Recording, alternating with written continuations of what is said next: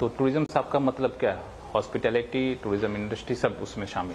Full ecosystem, but जो उसकी जो certain assets that get created in tourism sector, some have a long gestation period and are capital intensive.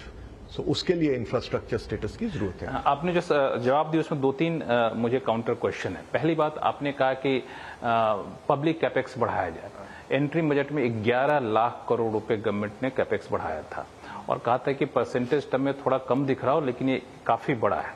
इसके बावजूद आप करें कि पब्लिक कैपेक्स बढ़ाया जाए, कोई खास वजह? तो इसमें ऐसा है कि जो इंटरिम बजट के बेसिस पे देखा जाए तो अभी 16.8% पे है। We are suggesting 25% increase, and the reason is because this increases the productive capacity of the economy. It makes the economy productive. Inflation बढ़ने का खतरा रहता है?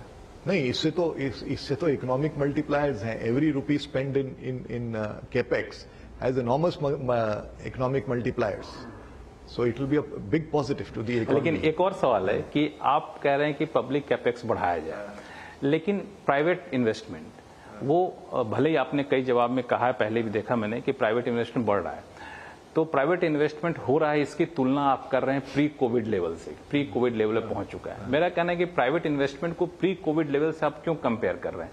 2019 में गवर्नमेंट ने कॉर्पोरेट टैक्स 30% से घटा के 22% किया। इतना रिडक्शन कभी इनकम टैक्स में नहीं हुआ। इसके बावजूद कैपेक्स प्राइवेट कंपनियां निवेश करने को तैयार नहीं होती हैं। रिफॉर्म हुआ, जीएसटी रिफॉर्म हुआ, लेबर में काफी हद तक रिफॉर्म हुआ, फिर भी प्राइवेट कंपनियां नहीं आ रही। क्या है चीजें जो रोक रही हैं उनको इन्वेस्टमेंट करने? ऐसी बात नहीं है कि प्राइवेट कंपनी नहीं आ रही है। आप इन्वेस्टमेंट अगर देखें जो सेक्टर्स में है, काफी सेक्टर्स में हो रहा है। सब इंफ्रास्ट्रक्चर रिलेटेड सेक्टर्स में हो रहा है, पीएलआई रिलेटेड सेक्टर्स में हो रहा है, इलेक्ट्रॉनिक्स में हो रहा है, सेमीकंडक्टर्स में हो रहा है, रिन्यूएबल में, ऑटो में, काफी एरियाज में इन्वेस्टमेंट हो रहा है। ऐसा नहीं है कि इन्वेस्टमेंट नहीं हो रहा है, इन्वेस्टमेंट तो हो रहा है।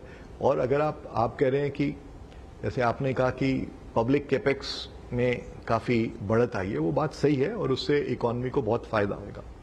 बट एक और तरीके से इसमें देखा जाए कि जो हमारा ग्रॉस फिक्स्ड कैपिटल है इकोनॉमी का, उसमें प्रोपोर्शन क्या है वेरियस कंपोनेंट्स का।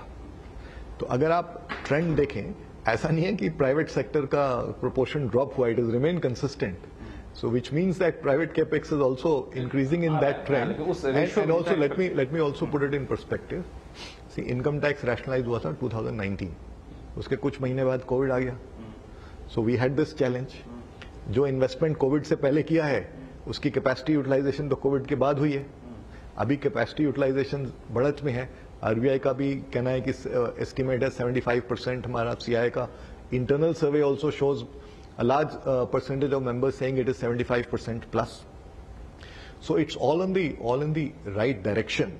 जो ये सब policy impacts हैं, it also comes with capacity utilization. So because of this COVID period, there was a little lag, but now it's on the right trajectory. If you look at 21, 22, 22, 23, in each year, the percentage of the gross private capex as a percentage of GDP has continued to increase. और specific and I think it will. There's no reason to believe that it will not increase further. मैं आपकी बात